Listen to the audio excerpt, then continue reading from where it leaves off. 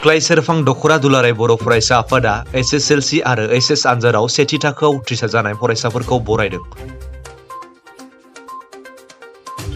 दिनै नावकाटा बैसागुसालियाव सानसेनि हाबाफारि लानानै सुक्लाय सेरफां दख'र दुलाराय बर' फरायसा आफादनि आफादगिरि सुमिन दैमारि बिथांनि आफाद सामलायनायाव 2022 इंराजि मायथाइयाव बर' बिजोङाव फरायनानै SSLC आरो HS आनजादाव सेथि थाखोआव उथ्रिसार जानो हानाय फरायसाफोरखौ सुक्लाय सेरफां दख'र दुलाराय बर' फरायसा आफादा मान बावनाय हाबाफारि लादों।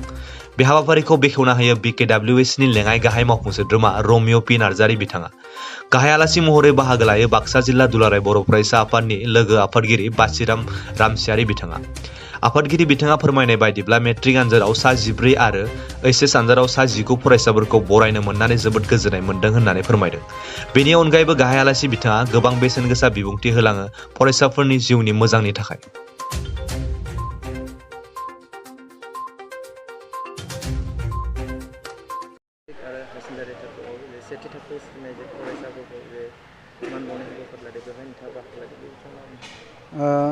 दिनै सुक्लाय सेरफां दख'र दुलाराय बर' फरायसा आफादा मेट्रिक आरो हायार सेकेन्डारियाव सेथि थाखोआव उथ्रिसारनाय फरायसाफोरखौ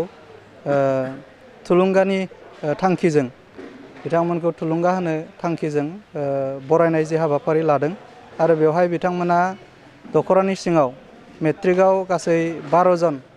सा 12 सेथि थाखोआव उथ्रिसारनाय आरो सा 18 हायार सेकेन्डारियाव सेथि थाखोआव उथ्रिसारनाय फरायसा बिथांमोनखौ बरायदों। आरो बे बरायनाय हाबाफारियाव आं बाहागो लानो मोननानै आं जोबोर गोजोननाय मोन्दों। मानोना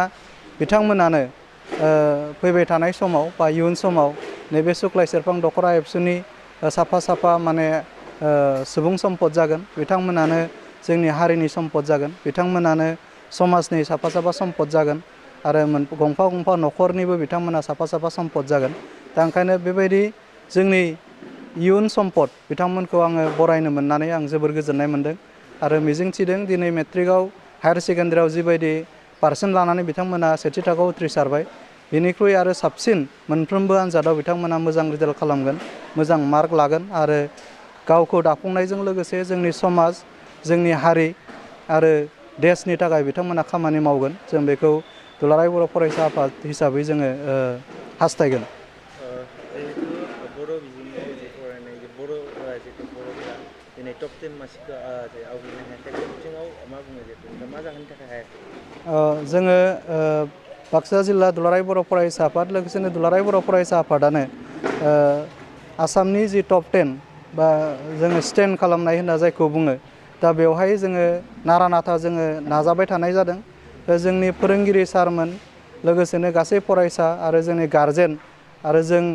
सात्र संगठन जों बयबो जयै खौसेयै जों माखासे खामानिफोरखौ जों मावगासिनो दङ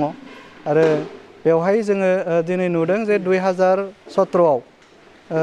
बिबुंसार बसुमतारिया दिनै बर' बिजोंजों मेट्रिक लिरनानै सासेल' जोंहा स्टेन्ड खालामनो हाबाय। दा बिनि उनावहाय बा बिनि सिगाङावबो बिनि उनावबो जोंहा दासिम गैथ'वा। दा बे हिसाबै जोङो दिनै नायबाय थादों जे देग्लाय जिहेथु मेट्रिक होननाय जि मोनसे आनजाद, बे आनजादा हयथ' जोबथाबो जानो हागौ। दा बै हिसाबै जों देग्लाय दुलाराय बर' फरायसा आफादा जोङो नाजादों जे देग्लायनि बेचखौ जोङो बोरैबा स्टेन्ड खालामहोनो हायो नामा। दा बेवहाय जोङो दिनै नुदों जोंनि फोरोंगिरि बिथांमोना गोबां खस्थ' खालामनानै फोरोंदों, फरायसा बिथांमोनाबो फरायगासिनो दङ। खिन्थु जोङो दिनै नायदों जे जोंनि बर' हारियाव फ्राय जोंनि माने बांसिन बिमा बिफायानो हयथ' सोलोंथाइनि बिथिङाव जोङो मोजाङै कनसियास नंजोबा आरो बिनि हयथ' बेयावनो हयथ' बिमा बिफानि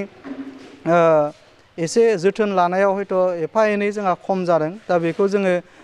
मेकआप खालामनांगोन आरो जोंनि गार्जेनफ्रा दिनै बुजिनांगोन जे आबाद फोथाराव जोंनि आइ आफामोना जिबायदि खस्थ' खालामो आरो गावनि गथ'खौ सोलोंथाइ होनायखौबो बेखौबो जोङो जुदि बिमा बिफाया आबाद मावनाय बायदि जोङो लानो हायोब्ला गमामायैनो जोङो दिनै स्टेन्डखौ जोङो मोननो हागोन बा टप 10आव जोंनि बर' फरायसाफोराबो हयथ' बाहागो लानो हागोन। आरो बे टप 10आव जायगा आवग्रिनो थाखाय जोंनि फरायसाया 1 नाम्बार गावनो थिग जाग्रोनांगोन, 2 नाम्बाराव जोंनि फोरोंगिरि फरायसालिफ्रा थिग जानांगोन, 3 नाम्बाराव जोंनि बिमा बिफा न'खरा थिग जानांगोन, 4 नाम्बाराव जोंनि मा होनदों समाजनि बेबस्थायाबो जोंहा थिग जानांगोन। जों दिनै नुदों फरायसाफ्रा बिराद खस्थ' खालामो, जोंनि फोरोंगिरिफ्रा जोंहा बिराद मोजाङै जोंहा माने जोथोन लायो, फोरोङो। जोंनि गार्जेनफ्राबो फ्राय जोंनि गारजेनफ्रा एसे दायो बुजिनो हमदों गुन गोनां सोलोंथाइखौ फरायसाफोरनो होनांगौ बेखौ एसे हमदांनो हादों ओंखायनो जोंहा जोथोन लानायाबो दायो फ्राय बिमा बिफाफ्रा लायो जायफोर कनसियास दा बिनि गेजेरावनो साफा सानै जोंहा दङ बा बिथांमोनाबो जोंहा सांग्रां जानांगौ आं बेखौ खावलायगोन बेनि अनगायैबो जोंहा दिनै मा जोंनि समाजाव फरायनायनि माखासे थासारि गैया दा बै थासारिखौ जोंनि समाजा जेरैखि जाया जों फरायसाफोरनो दानानै होनांगोन आरो बे जोंनि जोंनि जि मोनसे मोनब्रै साखा बे साखा जोंनि फरायसा फोरोंगिरि फरायसालि गारजेन न'खर आरो जोंनि समाज बे मोनब्रै साखाया जुदि जोंहा थिगै खारोबा जोङो फैबाय थानाय मेट्रिक आनजादाव बर' बिजोंनिफ्राय जोङो टप 10आव जोंबो जायगा आवग्रिनो हागोन जों बेखौ दुलाराय बर' फरायसा आफादा रोखा नैबे समाव जों माखासे नुनो मोनो जे मेट्रिक आनजाद जोबखांनायनि उनाव जे बर' लाइमोनफोरा फरायसाफोरा जिहेतु जानला मानलायै जिहेतु जौ सिगारेट बा बायदिसिना जे गाज्रि लामाथिंजों थांनायखौ गोबां नुनो मोनो बे बिथिङाव मा बुङो नंगौ जे जोङो बयबो मिथिगौ जे जोंनि माखासे फरायसाफोर जायफोर फरायसाफ्रा